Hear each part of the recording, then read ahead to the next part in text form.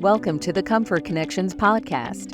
In this episode, the important role of aging life care professionals throughout the care continuum, we are joined by Anne Sansevero, founder and CEO of HealthSense, a care management consulting company and board president of the Aging Life Care Association. She is an aging life care professional and care manager with a nurse practitioner master's degree in gerontology and a subspecialization in neurological disorders. Anne is a sought-after resource and advocate for families who are caring for older relatives or disabled adults.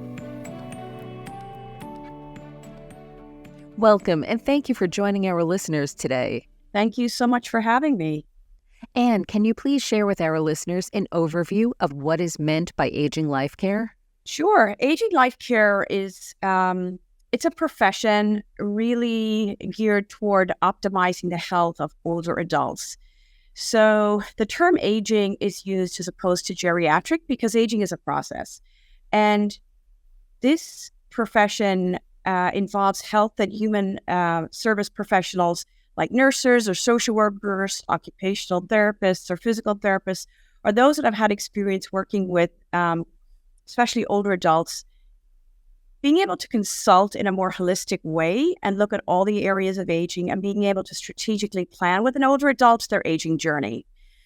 Oftentimes, we're called in times of crisis. Maybe they've had multiple falls at home. Maybe there's medication errors. Maybe the families are living geographically apart. Their loved ones are resistant to care. But primarily, the notion of aging life care is bringing in a professional to be able to quell that crisis and to be able to really right the ship and coordinate a strategic plan for aging well. Thank you for these insights. So, Anne, can you please share with our listeners your career journey and the impact that you make for those you serve as an aging life care professional? I came here to the United States as an immigrant. I was a nurse recruited during the height of the AIDS crisis and planning just to spend a year or two here in the United States. Ended up loving this country. I loved the optimistic, can-do nature. And I quickly started getting my contracts renewed and gathering some degrees. I ended up going into advanced practice nursing as a nurse practitioner. And I specialized in gerontology and subspecialized in neurology. I was always fascinated with older people, their stories, the wisdom they generated. And oftentimes in the hospital setting, it was disconcerting to see them being dismissed and talked over. And of course, this was ageism, and I didn't have a word for it yet, but I knew I wanted to be in the forefront of making their voices heard and their healthcare better. So I worked for many years as a nurse practitioner at NYU Langone here in New York City. And after 15 years and raising a family, I wanted something more. I was looking at older people revolve in and out of the hospital for situations that could be properly coordinated in the home if there was the right effort and energy.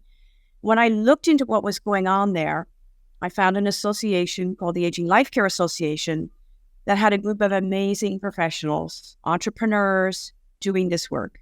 Many of them were women, some were men, but they all had a drive and an optimism to make the lives of older people better. And I wanted to join this group. I wanted to learn about the work that they did. It was a nonprofit organization. And I learned that there were many chapters around the country, but New York was one of the founding chapters of this organization. So I joined that group and I learned how to become a business person and how to be an entrepreneur. And it helped me marry my passion for helping older people with a business sense I never knew I had. And I have since, launched my company, HealthSense, almost 20 years ago now, which is my consulting company. I started a private registry called Holistic Home Care Associates with a partner 8 years ago. And I have just launched a third business in home care registry consulting called Home Care Wizards. So all of this is to say that my journey has gone full circle as a health professional, but also a business person, thanks to this organization. And I just love the work. Thank you for sharing about your career journey. And it sounds like you have and continue to make an impact in the lives of so many people. So thank you for sharing that. I know you started to touch on this, but can you explain for our listeners how an aging life care professional supports older adults? We're generally contacted by the family members of an older person. They may not be doing well at home. They may be struggling with care needs.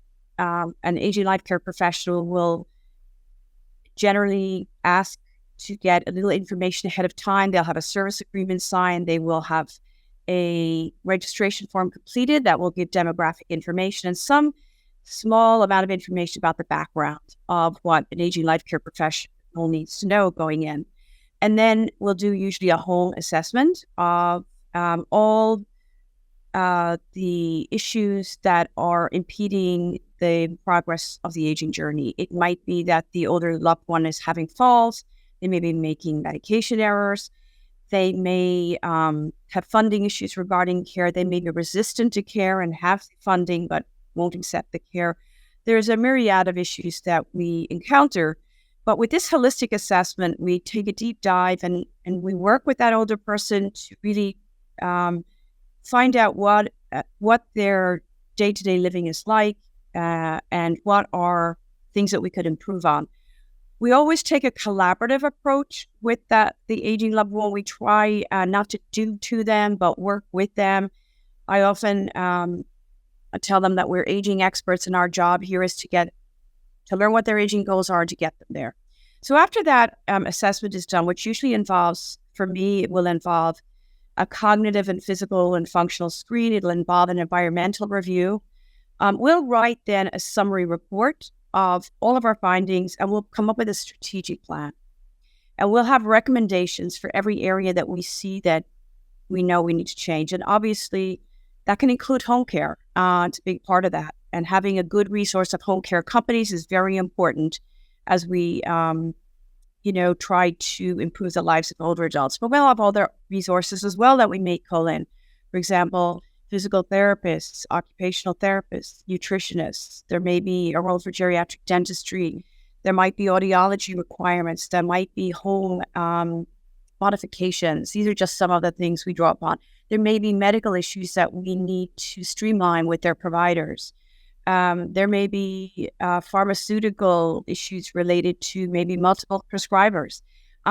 Every case is different, which makes this field so interesting and so unique. But at the end of that assessment visit, with a strategic plan of care, we've got a resource list, and we have a roadmap for that loved one and their families, that even if we never met again, they have a way forward with the best advice and counsel we can give. Thereafter, many families ask us to implement that plan. Some who are watching their dollars may want to implement them themselves, but others who have the funding may want us to implement the plan. They may want us to do periodic check-ins once a month or once every few weeks, especially if they're geographically apart from their loved ones. And it gives the families great peace of mind. Many medical professionals love working with us because the communication, that interdisciplinary communication really helps avoid a lot of, unnecessary medical ER visits, etc. Hope that gives you a broader picture of some of the work that we do. Yes, it does. Thank you. Can you please share a few best practice considerations for aging services professionals when caring for or making a referral for an older adult in need of support? The biggest concerns that I see that really impact elder health are falls and medication errors. Those two really are the big ER visit types. And if you have proper home care, they can be mitigated because, oftentimes you will deal with a population that have some cognitive issues with short-term memory. Just even if they're successful ager, they may not remember quite as well. Having a really good quality home care worker that is matched to their personality and that they can accept into their home, into their space, to be able to view them with medications, remind them to take those medications, provide them with safety around the home, encourage them to use assistive devices, help them with the physical tasks that might affect their health. For example, if they're not eating well or hydrating well, an excellent home care worker, cueing them to take their medications, eat regularly, hydrate, makes all the difference in the health. It also, that companionship, that emotional engagement is so important these days. We're reading a lot in the newspapers now about the epidemic of loneliness, and this really is so true. And when you have a well-matched home care worker and companion, it just can add so much more joy once that acceptance is given to allow that person into their lives. So it's really a very important component to that home care part. It can also bring great peace of mind to the family members. And yeah, you'll see a lot of us work with home care companies to try and get that right match for that caregiver and loved one. And also look into how many hours are needed. What is the amount needed? Maybe the loved one isn't ready to accept a lot of hours yet, and maybe we have to gradually bring those hours up. We work also with long-term care insurance companies to see what we can get in terms of qualification for benefits. That's very important. And the process can sometimes be a little intimidating for our clients and owners. So you'll see aging life care professionals work with long-term care insurance companies. A lot of our my care management colleagues do benefit navigation, especially my social work colleagues. They're excellent at that. Other roles I will say aging life care professionals do is we also assess for senior living, and whether if our loved ones are not able to, live safely at home, even despite home care, when is it time to move into senior living? When is it time to move into memory care? What are the choices? What are the local resources? We help educate the families and their elder loved ones about those choices too, those transitions of care. And as our episode nears the end, can you please provide a few helpful resources to consider when caring for an older adult? Sure. So one of the first resources I'm going to share with you is actually our organization, which is aginglifecare.org. That is our website. It gives a lot of valuable information for all kinds of professionals about aging life care. There are white papers available there on site. There's a find an aging life care expert that you can just put in a zip code and find an aging life care expert anywhere across the country. When you do that search, you'll find a care manager and all of their qualifications in that area, and there'll be a geographical spread on that. So that's a really valuable resource. Other resources I like to share are the nonprofit organizations that I work closely with. Here in New York, there's Gerote.org, which is an amazing group that does a lot of friendly visit programs, University Without Walls. There's obviously on a national level is the Alzheimer's organization. There's Parkinson's Foundation, an organization. Here in New York, again, there's a wonderful organization called Caring Kind and NYC.com.